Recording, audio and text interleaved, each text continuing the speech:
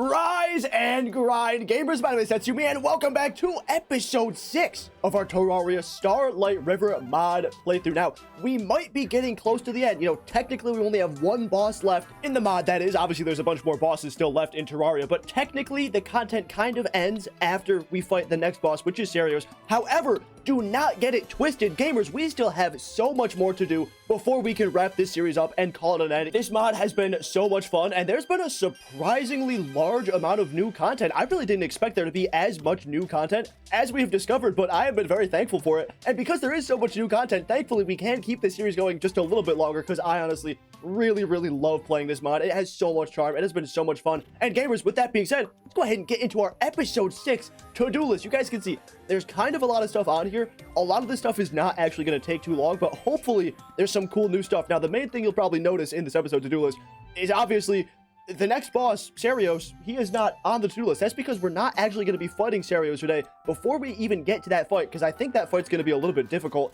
we need to do a lot more powering up and a lot more preparing. So let's go in order here. And the first thing we want to get is this Forbidden Winds ability. This mod adds, I guess, 3 new abilities. I'm not sure if the third one's even implemented yet, but it definitely adds 2 new abilities. The first one was this thing. It's called Starsight, where it basically just kind of tells you your objective for like the part in the game that you're in. It's really cool. However, there's another ability we can get called the Forbidden Winds, and you get it somewhere in here in the Vitric desert. I think it's actually in the temple down here, so we can go explore this temple a little bit and hopefully get this ability. And what the ability allows us to do is it allows us to break these things, these Vitric ore crystals, and with these Vitric ore crystals, we get, obviously, Vitric ore, which we can turn into Vitric shards, which go into making a whole bunch of cool Vitric items that you guys can see a little bit of up here. We can't make a lot of them because there's actually kind of something weird with these Vitric items, which is that a lot of these recipes, well, first off, a lot of the recipes here, you need these magmatic cores, and you get this from actually fighting Cerios, which is, again, the next boss. But then, like, the other half of these items here, like you can see with the Band of Starlight,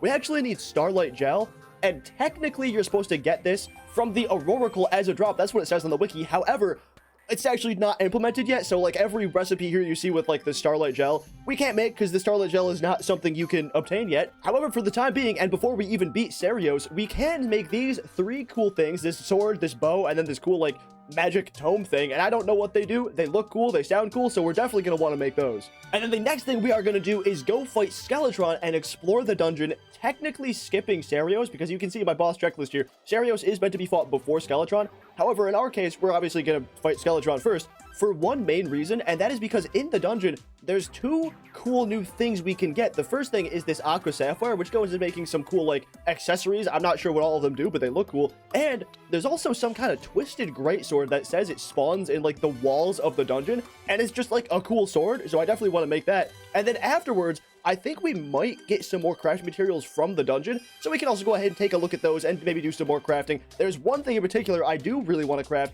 which is this thing, the Staff of Self-Disassembly. We need bones for that, but we saw this way earlier in the playthrough, and it's just like a really cool looking summon weapon, like 60 summon damage, so I definitely want to check that out. And gamers, with all of that being said, I think that is going to be all for our episode to-do list. Let's go ahead and knock some of these things out. So now would also be a good time to mention, if you didn't watch the last episode, go ahead and go watch it. What we did is we came and talked to the Glassweaver guy, and he challenged us to like some kind of duel where we had to fight a bunch of monsters, and then we'd actually fight him, and it was so cool, super fun. And that's actually what gave us the Forge Key, which now allows us to actually enter this cool like Forge Temple thing, where again, I believe that's where the Forbidden Winds ability is. All right, so if we come over here to the temple, all we got to do is use this key and open it up. Okay, there was a little bit less fanfare than I expected there to be. Oh my god, dude, it's so cool. It is so cool. I love this effect that this mod has. Oh, it zooms in a little bit too. I didn't even notice that. Where like you go and enter into like an actual building. It's like a different area technically. It looks so cool, dude. It is done so well. And this looks insane. What is this? Oh, it's like they're monsters I have to fight. That's like a turret thing. Oh my god, dude, that's awesome. Oh, what did I get? What opens a door inside the Vitric Forge? Oh, that's sick. Does this like keep spawning monsters, or is there like an end to this? You know what, honestly, I'm gonna do this for a while. Well, I died. I can't tell if there's an end to that, but I've just been getting more of these small forge keys. I don't really know what this does. Maybe it's some kind of like chest, like inside the door or something. So I've been, again, just farming here for a while, seeing if there's maybe an end to this, but I think I figured it out. I think you're actually just supposed to farm and get one of these keys, and yeah, this is the door you open with the keys. And then it just lets us into like a different part. Whoa, wait, what is this? Oh, is this like a puzzle? What the fuck? Oh my god. What? Oh my god, that's so sick, dude. There's like a puzzle section. Oh, it killed me. I mean, the puzzle seems a little bit simple, I'm not gonna lie, but like, dude, I'm not gonna look a gift horse in the mouth, dude. It's a puzzle. There's a puzzle in Terraria. That's like sick. All right, well, the puzzle was completed. It looks like there was a door here that opened. Yeah, that's so cool. I wonder, before we actually go in there, was there something on the other side here I could do? There's like a weird... Interesting. Oh, interesting. There's like a weird kind of glass puzzle or something down there. So it looks like, yeah, there's just a whole bunch of like puzzles in this area. That's super cool. So there's this that... Can I move this thing? Interesting. Wait, there was something I could do. What was that? Huh. Oh, I see. Oh, very cool. I can turn the this mirror around here and move it places. Hold on, I'm trying to like adjust my camera right now to zoom in a little bit. It's locking my camera, so I can't actually adjust my camera. That's kind of interesting. So it looks like I have to like snake over this way or not. I mean, I have 11 of these forge keys. Can I not? Why can't I go in there? Do I have to do something over here? I don't know what that would be. I see. I have to move. That's so cool. Oh my god, I can like move around all of these things, and they're also like places to move the mirror to. I'm so bad at explaining things. I can reflect the light through stuff like this. I get it. I gotta put it through that one, and then this one can get pointed through some different one. Dude, that is so sick. And then do I put it over here? Oh, I have to channel it back into like this one up there, and then that is so cool. Oh my god, this is so cool. Why don't more mods do puzzles like this? Dude, I mean, this is sick. What the fuck is happening down here? Oh, it's like a big forge. Oh, that's sick. I wonder, am I supposed to like maybe grab some of these Vitric shards over here or something, then bring it back to this forge and then forge something cool? Who knows? All right, well, what's next? I see there's more like fighting things I can do over here. Is there something I can mine? I don't know. What is all this? Dude, what is all this? This is so sick. Oh, it's another puzzle, isn't it?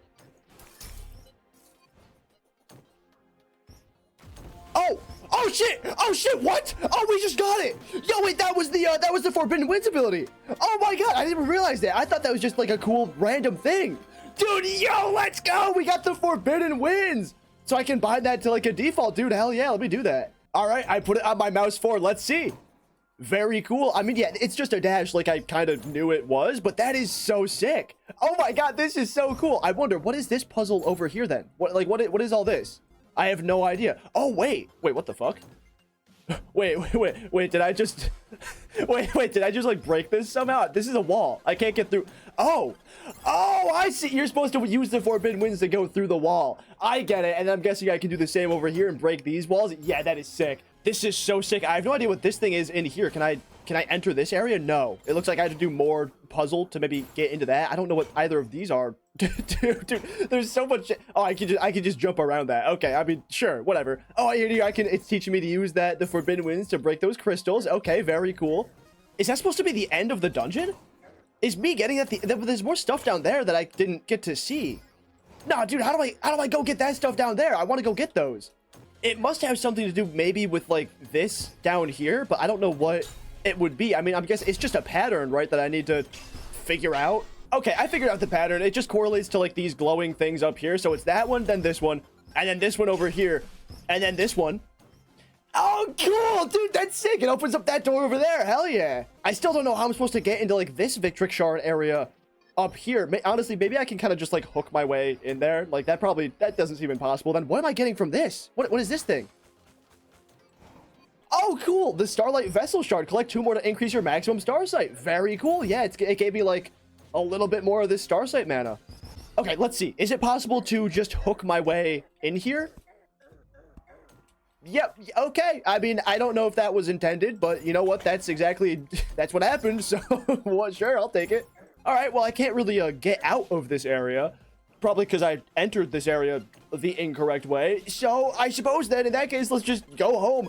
Damn, I got a ton of these Vitric shards. Hold on. We can also get more by breaking those other shards, like places like down here, but I don't know if we exactly need to do that right now. Interesting. That area down there like completely locked out my like zoom scale. Can I change that? Okay. Now it's back to work. That's interesting. It wouldn't work for some reason, but we got 152 of these Vitric shards, which taking a look at the recipes over here is way more than enough. We definitely do not need all 150 of these, but I'll take it. You know, having a little extra is always good. So first up here, we got the ancient Vitric blade. Go ahead and bam, craft that. We'll read what it does later, but all we need to know for now is it's a melee weapon. Similarly, we can also make the ancient Vitric bow, and I think for the magic weapon, all we need to do first is make ourselves this sand script, which we have all the stuff we need. I keep getting confused because like for some reason our magic storage has like these red marks over the ingredients, like to symbolize that we don't have the ingredients, but we definitely do. But anyway, now we can go ahead and make ourselves the Vitric book, and bam, we got all 3 of these things. This is very cool. I didn't realize these weapons were also material to make like the upgraded versions after you beat Cerios. That's super sick. So let's go ahead and test out some of these weapons and see what they do. First off, this one shatters into enchanted glass shards, unable to be used while shattered. Oh, interesting. It has like a, I guess that's like some kind of cooldown thing if I hit too many enemies with it or something. Dude, this looks sick. The reason it like looks so cool doing like this combo piece right here is because I have this Martial Encyclopedia on, which that also means actually, yeah, this sword I can use the parry with too, dude. Hell yeah. Next up, we got the bow, which just fires additional smaller arrows, dude. Very cool. There's also Vitric arrows I can make, which I forgot to make, but I'll probably go ahead and make those. Oh, sick. That actually seems kind of really good. Like, damn, that's crazy. And finally, the last thing is this Vitric book summons spikes to stab enemies above them. Oh, interesting. Stab enemies above them. Oh, that's exactly what I thought it did. Oh, do the spikes stay on the ground? What? Oh my god, the spikes stay on the ground. I'm sure it would damage enemies if they like walk over them. I get it. That's why it says it stabs enemies above them, because the spikes are on the ground, and if an enemy walks above them, then the spikes will stab upwards to hit them. That's super cool, dude. Hell yeah. And we are back. I made my way over to the dungeon. I also set up just a very small, basic arena. I honestly don't think we'll need much more space than this. I mean, this is just like a normal master mode Skeletron, so it's really, I don't think it's really going to be that big of a deal. I also did make myself a bunch of these Vitric bullets, which sound cool. They cause crystals to grow out of hit enemies, and then I can strike the crystal again to shatter them, dealing damage. And there's actually no Vitric arrows. The thing I was thinking of is this thing, the glass arrowhead, which instead it makes critical strikes cause arrows to shatter into glass shards, which sounds good, but like I don't really have a good accessory slot to put that in, so we're just going to ignore it. Well, without further ado, let's go ahead and beat ourselves Skeletron. I really don't think it's going to be that bad. Again, it's just a normal Skeletron. I'm actually going to just keep myself zoomed in because of that, but let's go ahead and test out some of these weapons. So first off, we got the bow. Again, we're only firing like normal arrows right now, so it's kind of a little bit underwhelming, but honestly, this is still putting out some pretty good damage. Do I have a damage thing? Oh, I don't. I forgot. I don't have a damage like reader thing on for this playthrough. But it seems good. I mean, you know, firing 3 arrows by itself is already pretty good. Like, we'll definitely take that. Next up, let's actually try the book. It looks like I can spawn a whole bunch of those things, actually. Wow. Yeah, this is good. And Skeletron's running into it. Obviously, it's only doing 1 damage because, like, his arms aren't destroyed or anything. But let's see. If it hits the hands, it's going to do a lot of damage to the hands. Okay, well, it actually missed. It actually just completely missed the hands. What if you hit me again? Very cool. Very cool. You, he just does not care about the Vitric book. Okay, honestly, fair enough. Let's see if I can get in close enough to use this, though. Oh, did it break? Oh, that's sick. Okay, I see. It breaks upon any enemy contact, and then it, like, shoots off those Vitric's, like, spikes. That is sick. It doesn't look like the spikes home in. They kind of act like a boomerang, actually. That is really cool. Can I hit the head with it? Yeah, I can. That seems good. I'm not gonna lie, that seems pretty good. It's nothing crazy, but like, that's fun. It's cool to use. Honestly, for this fight, probably gonna be using the bow because, I mean, Skeletron with like a really short melee weapon is not gonna work, and clearly it didn't work with the other weapon, so it is what it is. Oh my god, I died to fall damage. That's hilarious. We back. It's a new night. Yeah, I extended my arena just a little bit down there. I also forgot. We didn't test out these Vitric bullets because, like, we have a gun that fires bullets, so we might as well also test them out, see if they're any cooler than regular bullets. Let's see. Yeah, it's a little bit hard to tell because, like, it's kind of hard to hit the hands, but, like, it's cool. It does a lot of damage, I think. Oh my god, dude, a fallen star just killed Skeletron's hand. That is awesome. Also, I almost completely forgot. The set bonus from our armor is like the most goated, insane, overpowered thing in the world. Let's go ahead and spawn this guy in and just like kill the rest of Skeletron. Like, honestly, it should be no problem now. Oh my god. Dude, look at the damage it's doing to the head. And the head's still in like defense mode right now. That is sick. No! Oh, I was having too much fun switching my weapons. Okay, you know what? I'm gonna just kill it for real next time. No more playing around. No more being cringe. I guess let's beat Skeletron.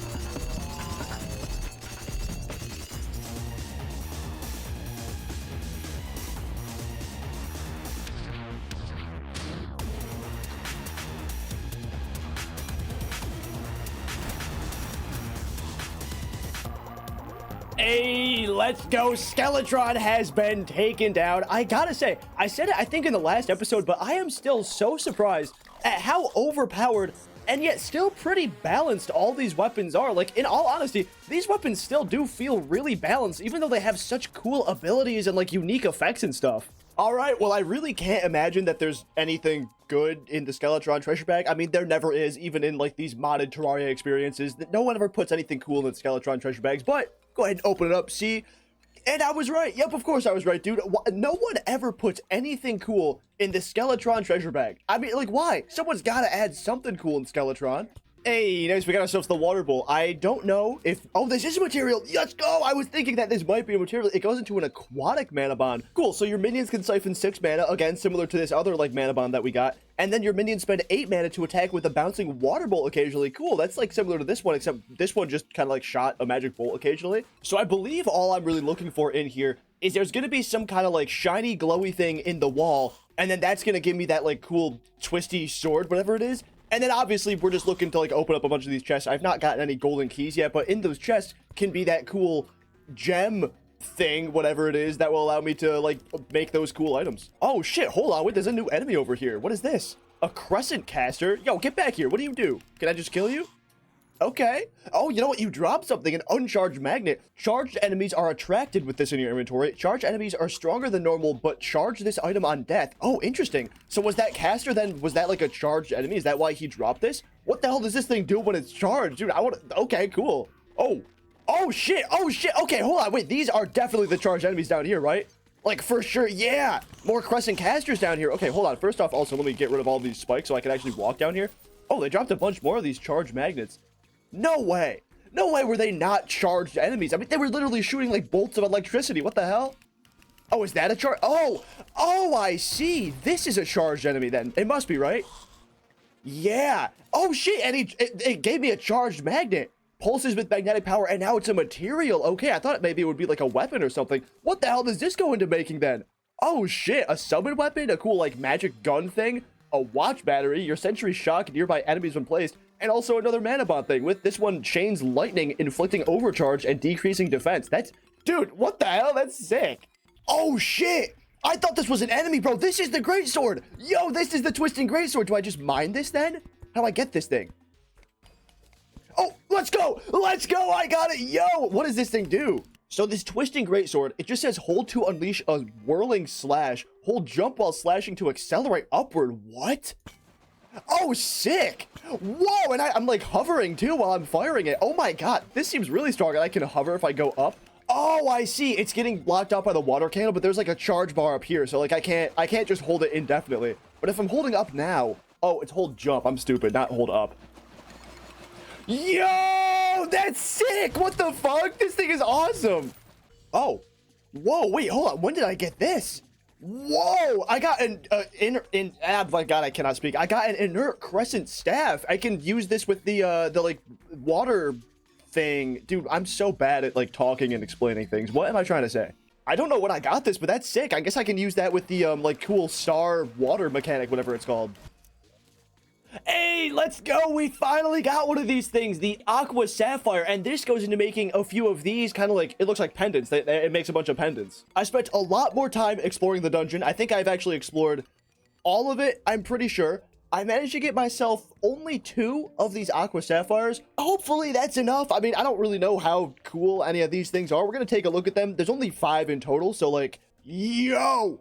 I just found something crazy. There's a whole new crafting material that we can get now that we have this Forbidden Winds dash ability. So I was looking at this thing, the crescent staff, right? Because apparently it's a material as well as like the cool astral energy thing. If you look at it in here, it goes into making this cloud strike, but you need whatever this astro cap is. I have no idea what this is. Apparently you get this by breaking those little pots into floating islands. And now that we can do that now because we have the astral whatever dash thing. Me when I'm bad at explaining things. Now that we got the Forbidden Winds, obviously we can break, I believe it's these pots, and they'll give us astral whatever gunk.